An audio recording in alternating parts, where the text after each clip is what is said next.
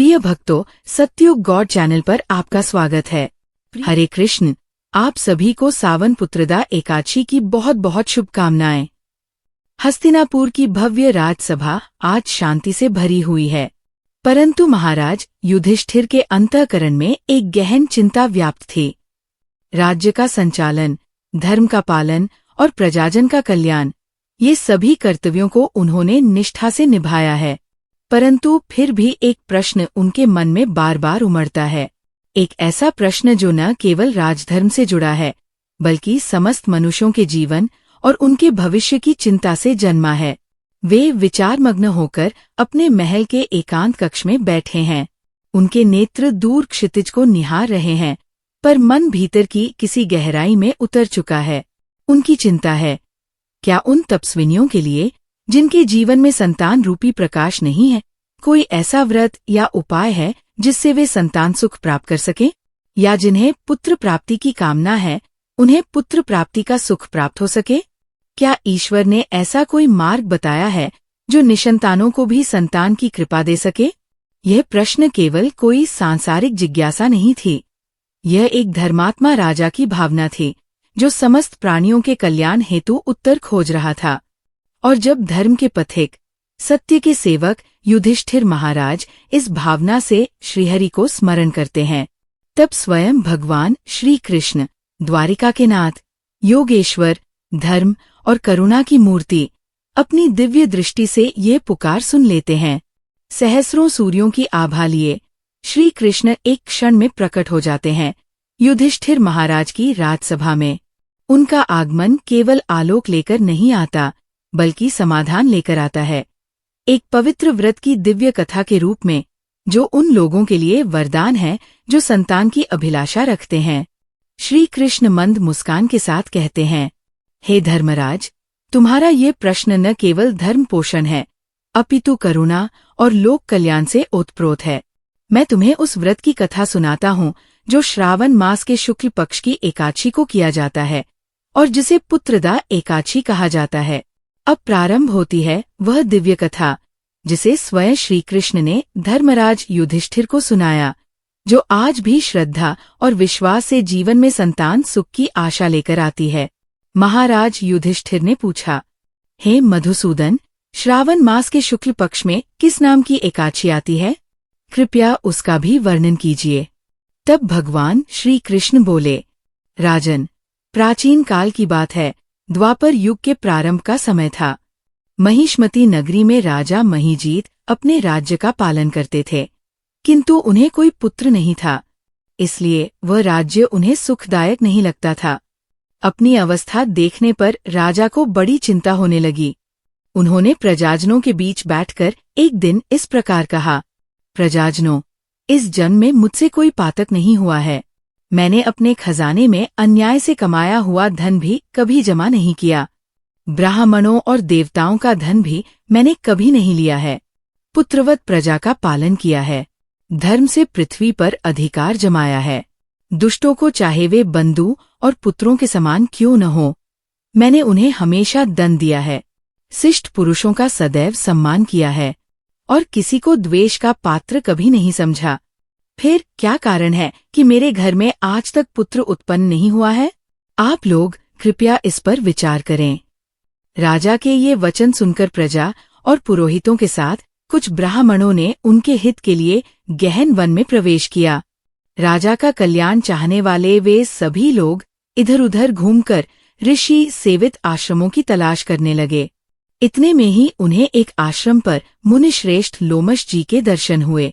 लोमश जी धर्म के तत्वज्ञ, संपूर्ण शास्त्रों के विशिष्ट विद्वान, दीर्घायु और महात्मा है। उनका शरीर लोम से भरा हुआ है। वे ब्रह्मा जी के समान तेजस्वी है। एक एक कल्प बीतने पर उनके शरीर का एक लोम, रोम विक्षरण होता है, टूटकर गिरता है, इसलिए उनका नाम लोमश हुआ है। वे महामुनि हैं, तीनों कालों की बातें जानते हैं। उन्हें देखकर सभी लोगों को बड़ा हर्ष हुआ। लोगों को अपने निकट देखकर लोमश ऋषि ने पूछा, तुम सब लोग यहाँ क्यों आए हो?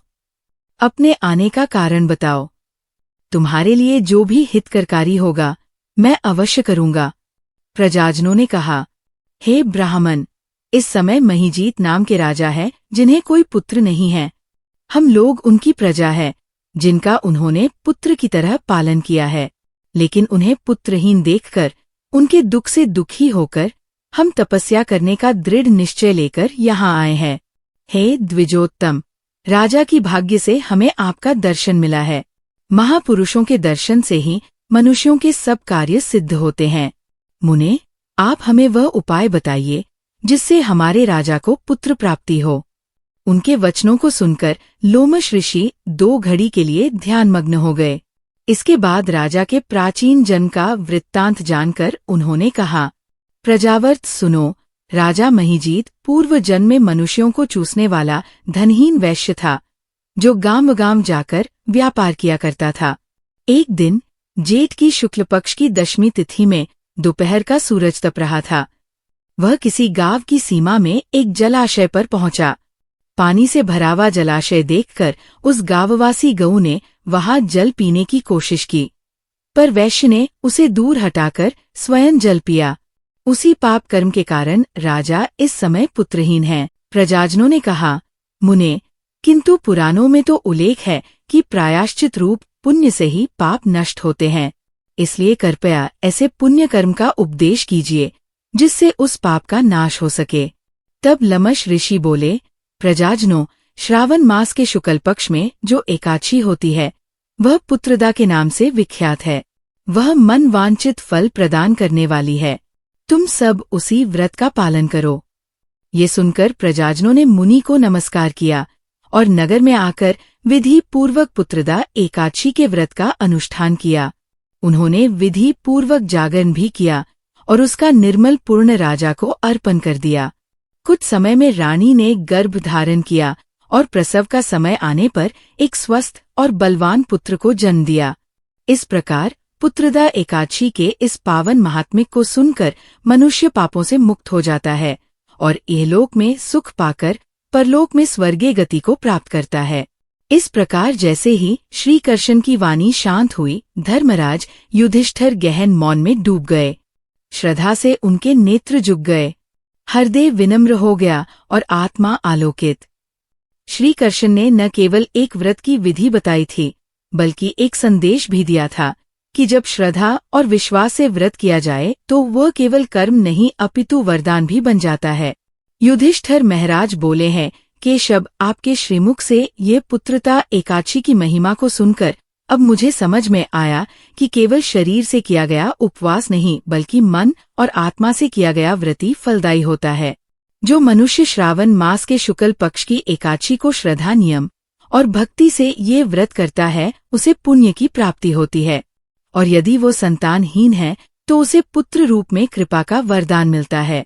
तब श्री कृष्ण ने कहा है, धर्मराज, ये व्रत कलयुग में विशेष प्रभावकारी होगा, क्योंकि जब मनुष्य अपने कर्मों से थक जाएगा तब यही व्रत उसे आशा और फल देगा, और जो इस व्रत की कथा को श्रद्धा से सुनता है वो भी इस पूर्ण फल का भागी बनता है। युधिष्ठिर महाराज ने इस ज्ञान को संजो लिया और फिर उन्होंने अपने अनुजों, प्रजा और संत जनों को ये व्रत करने का उपदेश दिया। विदा लेने से पहले श्री कृष्ण ने कहा, हे धर्मराज, अब मैं लौटता हूँ, पर याद रखना, जहाँ सत्य होगा, जहाँ श्रद्धा होगी, वहाँ मैं सदैव उपस्थित रहूंगा। धीरे धीरे श्री कृष्ण का रूप प्रकाश में लिपटा हुआ ऊपर उठता है, जैसे कोई ज्योति आकाश में विलीन हो रही हो। सभा निशब्द हो जाती है, परंतु श्री कृष्ण के वचनों की प्रतिध्वनि अभी युधिष्ठिर के मन में गूंज रही थी। व्रत केवल उपवास नहीं, व्रत है आत्मा की तपस्या और श्रद्धा है वह सेतु जो मनुष्य को मुझ तक पहुंचाता है। श्री कृष्ण अंतर्धान हो जाते हैं, पर उनका आशीर्वाद अब कथा बन चुका है, श्रुति बन चुका है, संस्कार बन चुका है। प्रिश्रोताओं, जैसे ही हम पुत्रदा एकादशी की इस पवित्र कथा को पूर्ण करते हैं, हमारे मन में प्रभु श्री हरि के व्रत की महिमा बस जाती है। परंतु इस व्रत की पूर्णता तब तक नहीं मानी जाती जब तक हम तुलसी माता की कथा और उनकी महिमा का श्रवण न करें, क्योंकि तुलसी केवल एक पौधा नहीं, वह भक्ति की जीवंत मूर्ति है। उनके बिना श्री हरि का पूजन अधूरा है, उनके बिना व्रत का फल अपूर्ण है, और उनके बिना एकादशी की पूजा स्वीकार नहीं होती। शास्त्रों में कहा गया है, यत्र तुलसी तत्र वैकुंठ, अर्थात जहाँ तुलसी है वही श्री हरि वास करते हैं। जिस प्रकार दीपक को बाती के बिना नहीं जलाया जा सकता, उसी प्रकार श्री हरि को तुलसी की पत्तियों के बिना प्रसन्न नहीं किया जा सकता। ये वही तुलसी है जिन्होंने भगवान को पति रूप में प्राप्त किया, जिनके चरणों की रज से भक्तों के पाप कटते हैं और जिनकी कथा स्वयं श्री हरि की कथा से जुड़ी हुई है। तो आइए अब सुनते हैं तुलसी माता की वह पूर्णिमाई कथा, जिसके श्रवण से एकादशी व्रत का पूर्ण फल प्राप्त होता है और भक्तों का हृदय श्री हरि के चरणों से जुड़ जाता है। कथा के अनुसार एक बार एक बूढ़ी माई थी, जो नियमित 11 माता का यानी एकादशी का उपवास रखा करती थी और तुलसी के पौधे की सेवा किया करती थी। तुलसी के पौधे को सींचा करती थी। वे सुबह को बिना तुलसी के पौधे की पूजा किए अन्न या जल तक ग्रहण नहीं करती थी।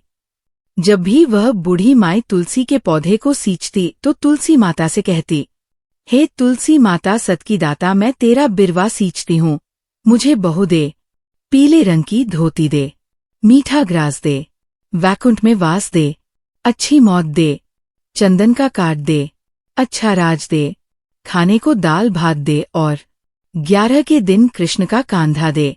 बूढ़ी माई के ये बात सुनकर तुलसी माता सूखने लगी। तुलसी माता को इस प्रकार सूखता देखकर एक दिन भगवान कृष्ण ने पूछा, हे तुलसी, तुम दिन प्रतिदिन क्यों सूखती जा रही हो?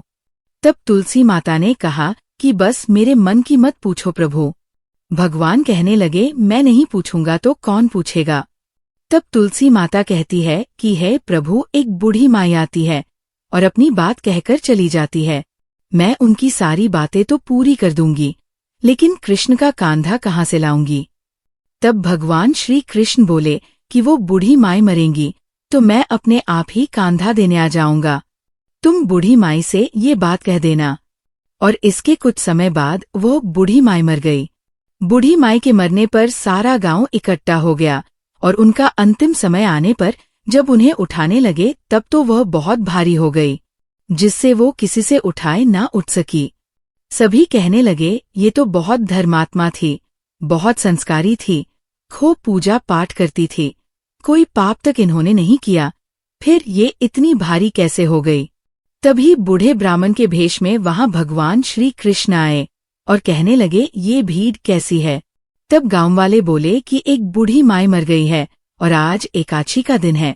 वो इतनी पापिन थी कि उसकी अर्थी उठाए नहीं उठ रही, ये तो बहुत भारी हो गई है।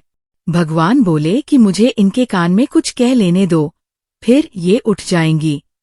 तब भगवान श्री कृष्ण बूढ़ी माई के पास गए और चुपके से उनके कान में कहा, हे बूढ़ी माई, तो अपने मन की कर ले, पीताम्बर की धोती ले, मीठा मीठा ग्रास ले, वैकुंठ में वास ले, चटक की चाल ले, चंदन का काट ले, जालर की झंकार ले, दाल भात को जीम और श्री कृष्ण का कांधा ले।